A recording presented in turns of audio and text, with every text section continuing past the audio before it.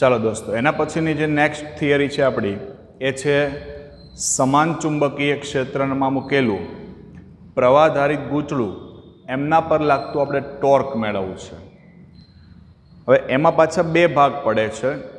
એક ભાગ એવી પરિસ્થિતિ આપણે વિચારીએ કે જેમાં ગૂંચળું એ ચુંબકીય ક્ષેત્ર સાથે કોઈ પણ પ્રકારનો ખૂણો બનાવતું ન હોય, અને બીજી જે પદ્ધતિ છે એમાં ધારો કે કોઈ થીટા જેટલો ખૂણો બનાવતું હોય તો શું પરિસ્થિતિ ઉદ્ભવે છે એ બંને વસ્તુને આપણે સમજવાની થશે.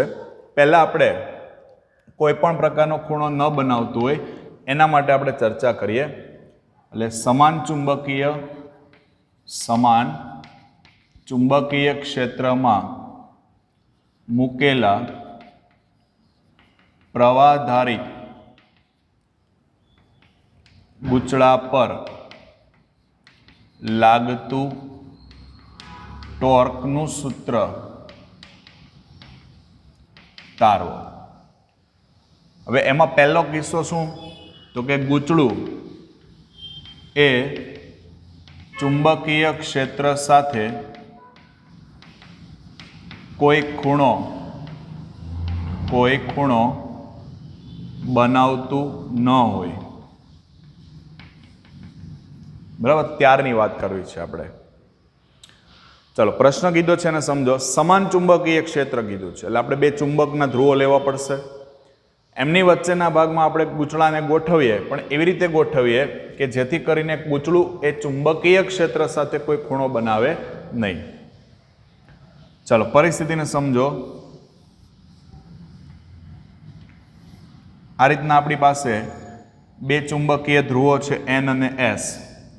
એમનું આ ચુંબકીય ક્ષેત્ર આ રીતે ગોઠવાયેલું હશે.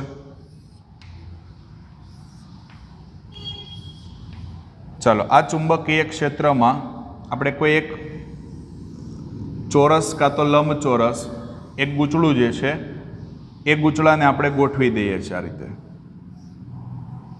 પ્રવાહધારિત ગૂંચળું જે છે એ ગૂંચળું જે છે એને નામ આપી દઉં ABCD. આ રીતે પણ લઈ શકાય, અથવા તમે અહીંથી આમ સળંગ કરી દો તો બંધ ગૂંચળું પણ લઈ શકીએ આપણે.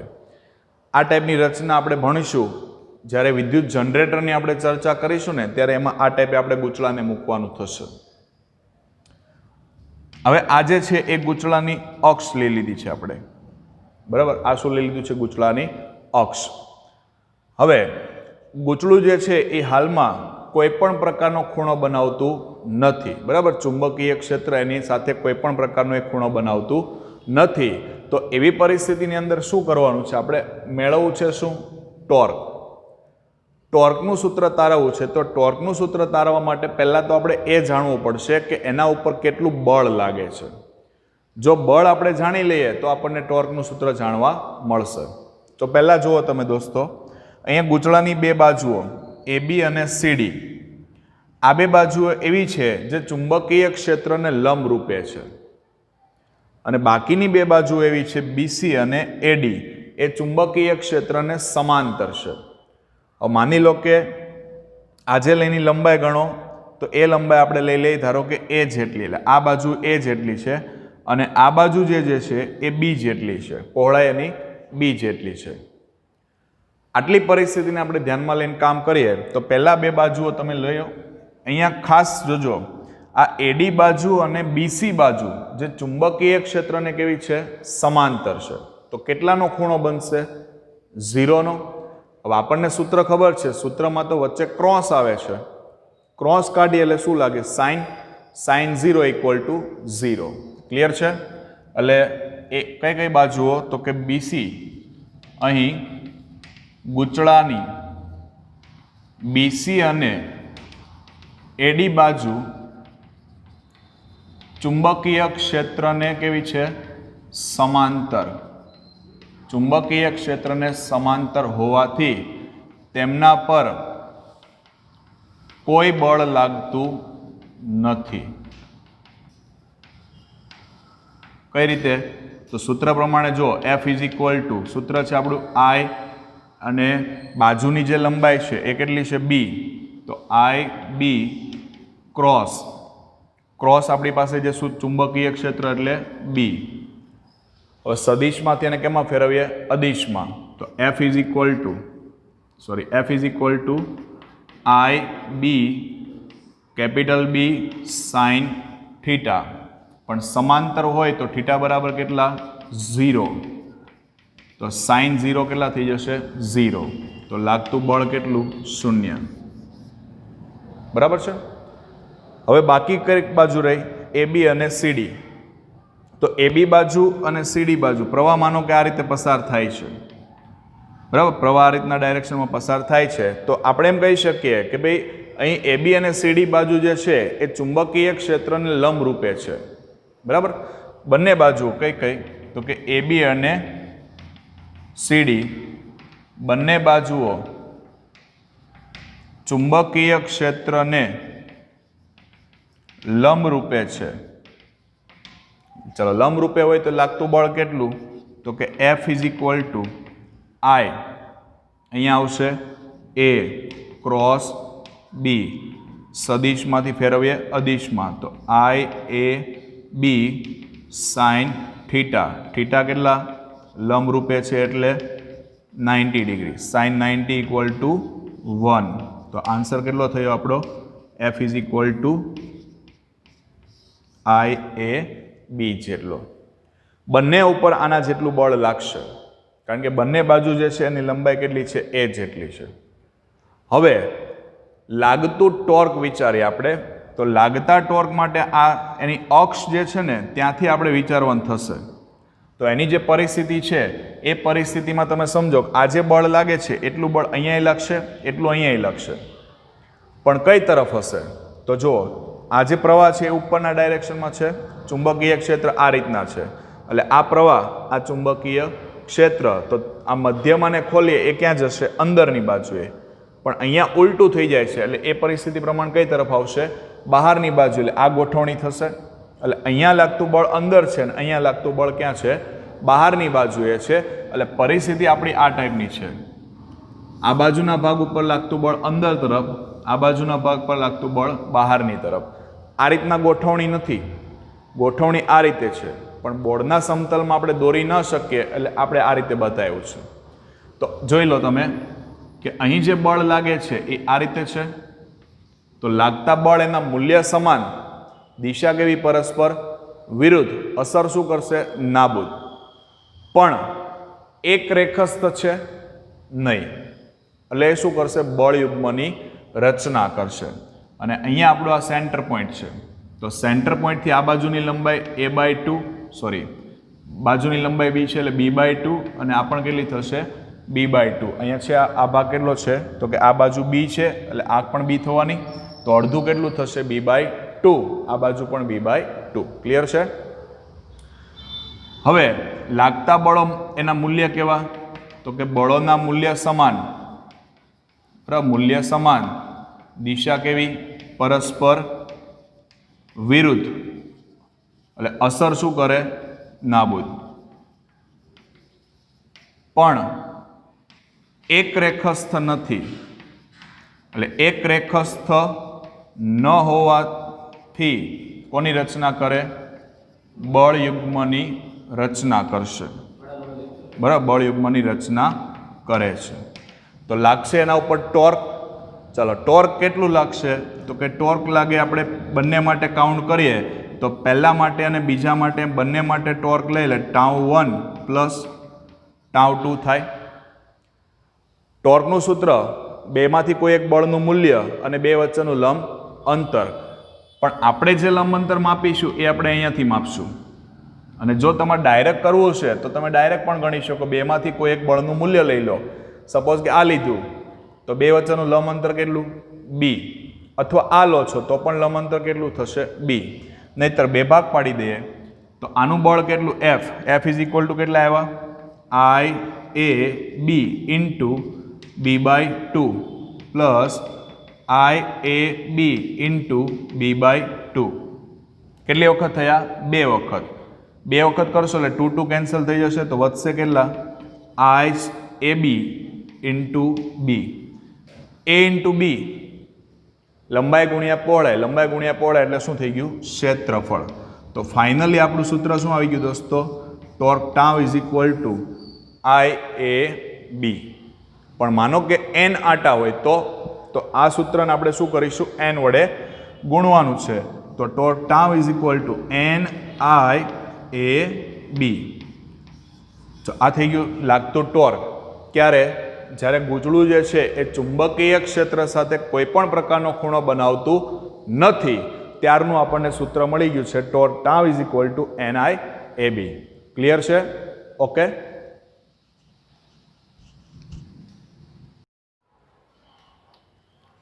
ચલો વિદ્યાર્થી મિત્રો, બીજો પોઈન્ટ હતો આપણી પાસે કે જ્યારે ગૂંચળું એ ચુંબકીય ક્ષેત્ર સાથે અમુક ખૂણો બનાવે ત્યારે એના ઉપર કેટલું ટોર્ક લાગે છે એ આપણે જાણવાનો એક પ્રયત્ન કરી દઈએ. તો એમના માટે ફરી પાછી આપણે રચનાને ધ્યાનમાં લઈએ તો બે ચુંબકીય ધ્રુવો N અને S, જેનું સમાન ચુંબકીય ક્ષેત્ર આપણને ખબર છે N થી S તરફ. હવે આ જે સમાન ચુંબકીય ક્ષેત્ર છે એમની અંદર આપણે ગૂંચળાને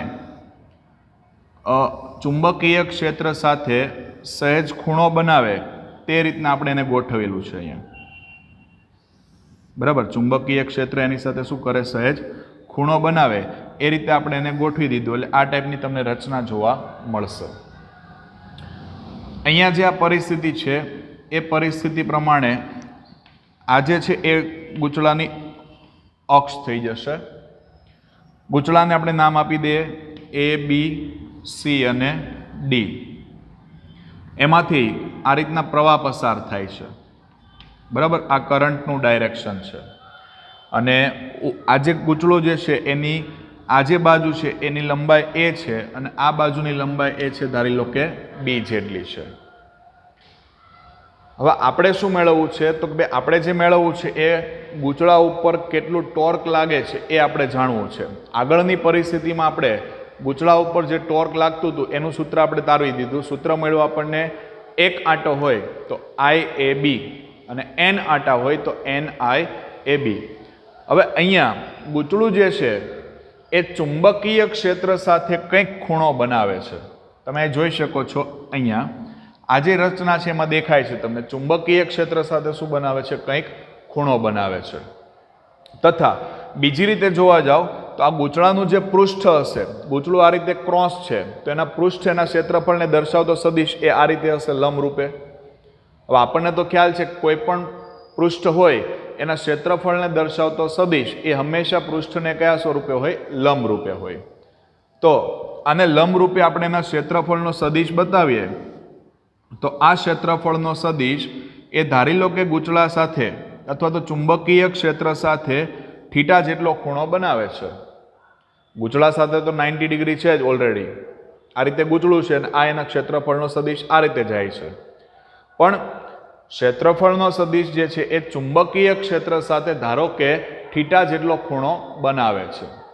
ચાલો ફરી પાછું આકૃતિને સમજાવું. આકૃતિની અંદર સમાન ચુંબકીય ક્ષેત્રમાં કોઈ ગૂંચળું, લંબચોરસ ગૂંચળું ABCD ગોઠવેલું છે. આ ગૂંચળું એવી રીતે ગોઠવવામાં આવે છે કે જેથી ચુંબકીય ક્ષેત્ર એની સાથે કંઈક ખૂણો બને.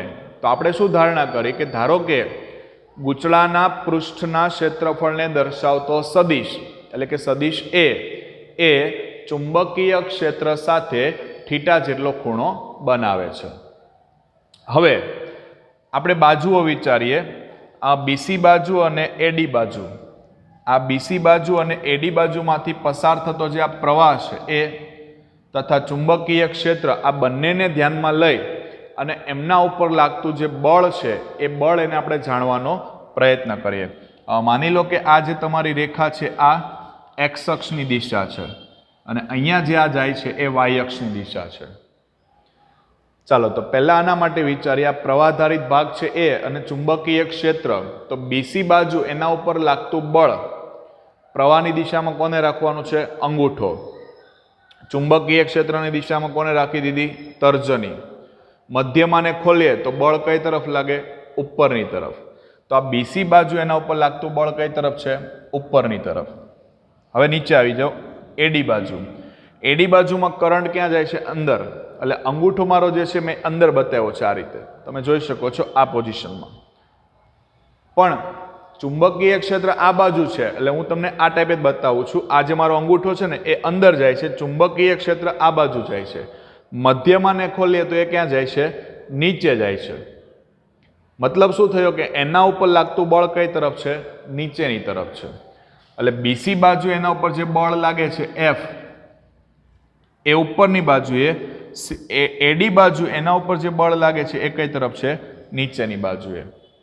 બંનેના મૂલ્ય કેવા? સમાન. દિશા કેવી? પરસ્પર વિરુદ્ધ. તો એકબીજાની અસર શું કરશે? નાબૂદ. ક્લિયર છે? ચાલો પહેલા આટલા ભાગ માટે કામ કરીએ. તો લખી શકાય અહીં ગૂંચળાની બીસી અને એડી બાજુઓ, બીસી અને એડી બાજુઓ પર લાગતા બળો એના મૂલ્ય કેવા?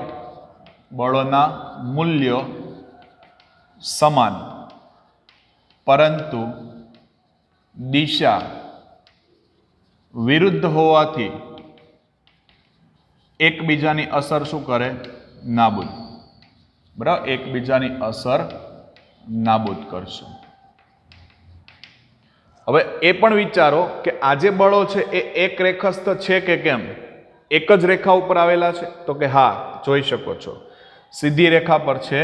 સીધી રેખા પર એક બળ ઉપર જાય છે આ રીતે અને એક બળ નીચે વહે છે. એક રેખસ્થ હોય તો એના ઉપર ક્યારેય ટોર્ક લાગે નહીં. બરાબર, એક રેખસ્થ હોય તો ટોર્ક લાગે નહીં. લખી શકાય ને, તથા આ બળો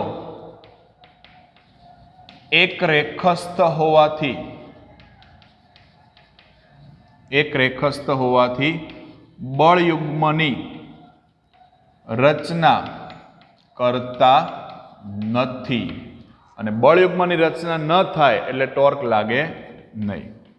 બરાબર, ટોર્ક માટે મારી દીધી આપણે ચોકડી, ટોર્ક લાગશે નહીં. ચાલો બાકીની બાજુ વધી આપણી પાસે એબી બાજુ અને સીડી બાજુ.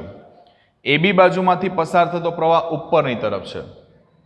ચુંબકીય ક્ષેત્ર આ સાઈડ છે અને લાગતું બળ મેળવીએ તો આ પ્રવાહની દિશામાં અંગૂઠો, ચુંબકીય ક્ષેત્રની દિશામાં તર્જની. તો મધ્યમાં ક્યાં છે દોસ્તો? અંદરની તરફ. તો આ બાજુ માટે લાગતું બળ ક્યાં હશે? અંદરની તરફ. અહીંયા સીડી માટે પ્રવાહ નીચે છે, ચુંબકીય ક્ષેત્ર આ બાજુ છે, તો લાગતું બળ કઈ તરફ? બહારની તરફ. બરાબર, તો અહીં લાગતા બળો કેવા છે? એ પણ મૂલ્ય તો સમાન જ આવશે ને. કેટલું આવશે આપણે મેળવી લઈએ. ચાલો અહીંયા જોઈ શકો તમે. પહેલા આના માટે એફ કેટલું મળે છે આપણને? તો F is equal to I L cross આ જે બી છે, બરાબર, એના ઉપરથી આપણે મેળવીએ તો આ જે બળ લાગે છે, જેટલું બળ પહેલા માટે લાગતું હતું બીસી બાજુ માટે, એટલું જ કોના માટે? એડી. પણ પરસ્પર દિશા વિરુદ્ધ છે એટલે અસર શું થઈ ગઈ? નાબૂદ. હવે કઈ બાજુ છે? એબી અને સીડી. એબી બાજુ અને સીડી બાજુ, એબી અને સીડી બાજુ, આ બંને બાજુ માટે વિચારી શકીએ. બંને બાજુ માટે વિચારવા જાઓ તો પરિસ્થિતિ શું થશે? જો અહીંયા પણ તમે સમજી શકો, અહીંયા કરંટ જે દિશામાં જતો હતો એ કઈ દિશા છે? તો આને આપણે એક્સ લીધી, આને વાય લીધી, તો આ બાજુ બહાર આવતી હોય એ કઈ લઈ શકાય? ઝેડ લઈ શકાય. એટલે આઈ લીધો એ ઝેડ દિશામાં, પછી ચુંબકીય ક્ષેત્ર એ એક્સ દિશામાં, તો કે ક્રોસ આઈ, કે ક્રોસ આઈ એટલે કોણ થયું? જે. અહીંયા આજે છે પણ કે દિશામાં જશે અંદરની બાજુએ, પણ માઇનસ કે આવશે, માઇનસ કે ક્રોસ આઈ એટલે માઇનસ જે થશે. બરાબર, તો અહીંયા તમે સમજી શકો છો કે ઉપર જે બળ લાગે છે એ ધન વાય દિશા છે, નીચે લાગે ઋણ વાય દિશા છે, માટે અસર શું કરે છે? નાબૂદ કરશે. ચાલો આના માટે વિચારો. પ્રવાહ કઈ દિશામાં છે? ઉપરની બાજુ, એટલે વાય અક્ષ કહેવાય જે કેરેટ. ક્ષેત્ર કઈ દિશામાં? એક્સ અક્ષની દિશામાં. તો આના માટે હું લખું અત્યારે એબી બાજુ માટે. ચાલો એબી બાજુ માટે લાગતું બળ એને F1 કહીએ. F1 is equal to I L, પણ એલ કઈ દિશામાં? આઈ એલ કઈ દિશામાં? ઉપરની દિશામાં, એટલે જે કેરેટ, ક્રોસ બી કઈ દિશામાં? આઈ કેરેટ.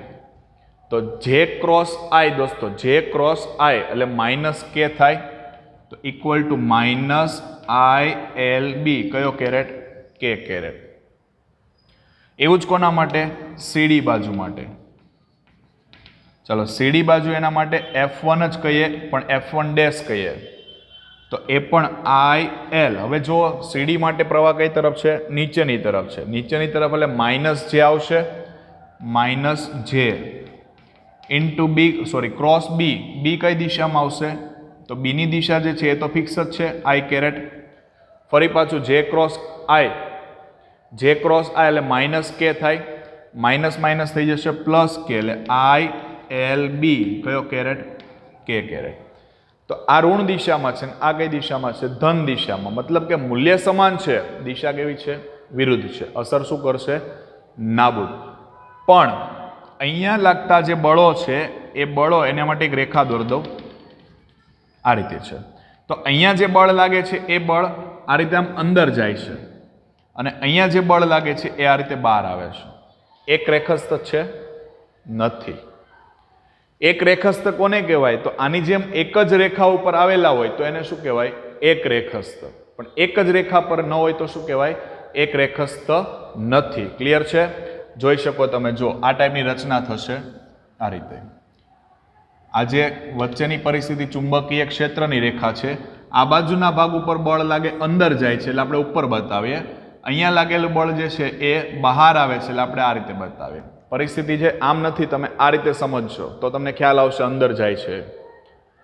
એટલે અહીંયા લાગતું બળ F1, અહીંયા પણ બળ F1 જ લાગે છે. મૂલ્ય થઈ ગયા સમાન, એટલે આ બંને કેવા છે? હવે સમાન છે, દિશા ખાલી વિરુદ્ધ છે. પછી અહીંયા ક્ષેત્રફળનો સદિશ છે, આ સદિશ એ. સદિશ એ કેટલાનો ખૂણો બનાવે છે? થીટાનો. આપણે શું મેળવવું છે દોસ્તો? ટોર્ક. તો એક વસ્તુ તમને ખ્યાલ આવી ગઈ કે અહીં લાગતા બળોના મૂલ્ય કેવા?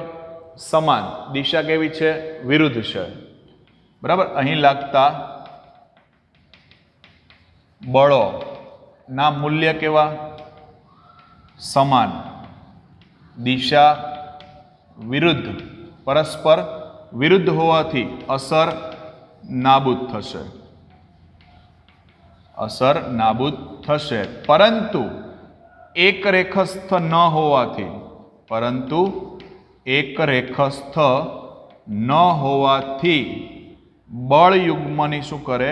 રચના કરશે. બળ યુગ્મની રચના કરે છે. ચાલો દોસ્તો, બળ યુગ્મની રચના કરે તો આપણે તો બળ, એના માટે બળ મળશે પ્લસ બે વચ્ચેનું લંબ અંતર લાવવું પડશે. કારણ કે જો લંબ અંતર મળશે ને આપણને તો ટોર્ક મળશે. તો આ બે વચ્ચેનું લંબ અંતર લાવવા માટે આની તૂટક રેખા અહીંયા બતાવી દઉં સીધી. બરાબર. આ રીતે તૂટક રેખા થઈ જશે બંનેની. આ બે વચ્ચેનું લંબ અંતર, ધારો કે આને નામ આપ્યું M અને આને નામ આપ્યું N. તો આપણે કયું ડિસ્ટન્સ જોઈએ છે? MN. MN લાવવા માટે તમે આકૃતિને ધ્યાનમાં લો. આ સેન્ટર પોઈન્ટ છે O. આ ખૂણો થીટાનો છે, તો આ બાકીનો જે ખૂણો બચે એ π/2 એટલે કે 90 માઇનસ થીટા થાય. π/2 માઇનસ થીટા. કારણ કે ક્ષેત્રફળનો જે સદિશ છે કેટલાનો ખૂણો બનાવે? 90 નો. આ π/2 માઇનસ થીટા થઈ ગયું.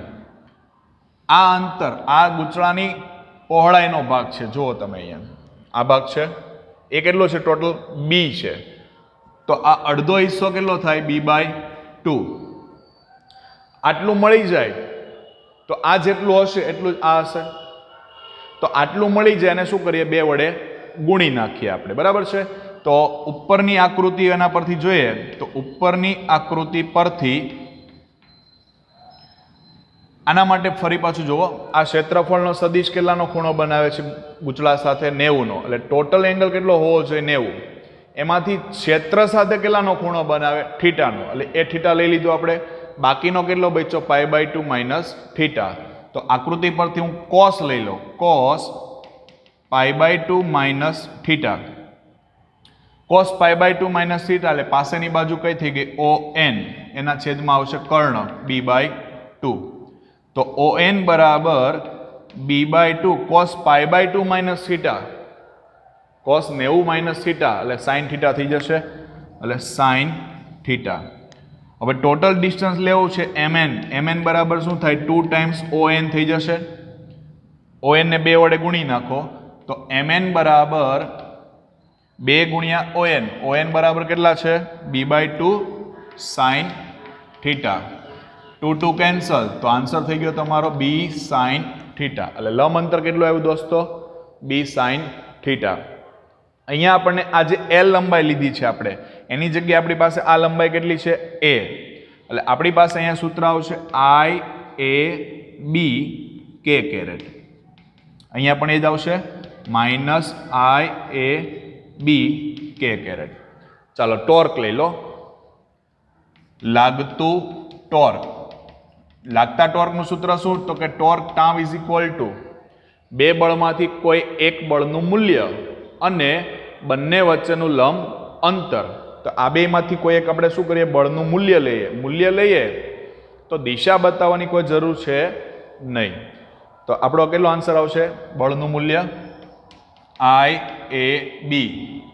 પછી લંબ અંતર કેટલું છે b સાઇન થીટા, તો b સાઇન થીટા. ક્લિયર છે. ટોર્કનું સૂત્ર શું બેમાંથી કોઈ એક બળનું મૂલ્ય અને બંને વચ્ચેનું લંબ અંતર. તો આ બેમાંથી કોઈ એક બળનું મૂલ્ય લઈ લીધું, બે વચ્ચેનું લંબ અંતર b સાઇન થીટા એડ કરી દીધું. ચાલો a ઇન્ટુ બી, એ સ્મોલ a ગુણ્યા સ્મોલ b, લંબાઈ ગુણ્યા પહોળાઈ એટલે ક્ષેત્રફળ કહેવાય. તો સૂત્ર થયું IAB સાઇન થીટા. કારણ શું તો કે AB is equal two capital A. જો n આંટા હોય, કેટલા આંટા હોય n આંટા હોય તો n આંટા માટે સૂત્ર શું લખાય torque tau is equal two NIAB sine theta. ચલો આગળની થિયરીમાં સૂત્ર શું આવ્યું હતું IAB, ખાલી IAB હતું. n આંટા હોય તો NIAB હતું. અહીંયા થીટા જેટલો ખૂણો બનાવે છે તો સૂત્રમાં પાછળ શું આવી ગયું થીટા, સાઇન થીટા. સૂત્ર યાદ રાખજો દોસ્તો કે જો ગૂંચળું એક ક્ષેત્ર સાથે થીટા જેટલો ખૂણો બનાવતું હોય તો શું તો એના પર લાગતું ટોર્ક કેટલું તો કે torque tau is equal two NIAB sine theta. Clear છે. મેઇન વસ્તુ તમારે ઉપરની બાજુ નીચેની બાજુ એટલે કે સામસામેની બાજુઓ જે છે એના ઉપર કેટલું બળ લાગે છે પહેલાં એ જાણી લો. પછી જાણ્યું તો આપણને ખબર પડી કે લાગતા બળના મૂલ્ય કેવા છે સમાન પણ દિશા કેવી છે વિરુદ્ધ છે. વળી એક રેખસ્થ છે, એક રેખસ્થ હોય એટલે કોઈ કાળમાં કોઈ દિવસ એના ઉપર ટોર્ક લાગે નહીં. કારણ કે ટોર્ક લાગવાની શરત શું છે તો કે બળયુગ્મની રચના થવી જોઈએ. બળયુગ્મની રચના થતી નથી તો ટોર્ક લાગશે નહીં. કારણ કે સમજો કે હું તમને એમ કહું ભાઈ મારી પાસે આ પેન છે, માનો કે આ પેન એના ઉપર ઉપરની બાજુ બળ લાગે અને નીચેની બાજુ બળ લાગે તો એનો મતલબ એવો થયો બંને બાજુથી ખેંચાય છે તો ક્યારેય ભ્રમણ કરશે નહીં કરે. ભ્રમણ ક્યારે કરી શકે કે જ્યારે એના ઉપર આ રીતના એક બળ નીચે લાગતું હોય ને એક બળ અહીંથી ઉપર લાગતું હોય તો એ ભ્રમણ કરી શકશે, જે તમે ધોરણ 11માં શીખા છો. એટલે આ ગૂંચળું જે છે એના ઉપર આ રીતનો ટોર્ક અંદર લાગે છે, આ રીતે બળ લાગે છે બળ, બંને બળો પરસ્પર વિરુદ્ધ દિશામાં છે પણ એક રેખસ્થ નથી એટલા માટે એના ઉપર શું લાગે છે ટોર્ક લાગે છે. કેટલું ટોર્ક લાગે છે torque tau is equal two NIAB sine theta. એટલે બંને થિયરીઓ જે છે એને વારંવાર જોજો, બરાબર, ફરી પાછી જોજો, બંનેની કમ્પેરિઝન કરજો એટલે તમને તરત ખ્યાલ આવશે કે બંનેની અંદર શું ડિફરન્સ છે. એટલે આ પણ થિયરી ખૂબ જ અગત્યની છે એટલે ખાસ થિયરીને તૈયાર કરવાની રહેશે.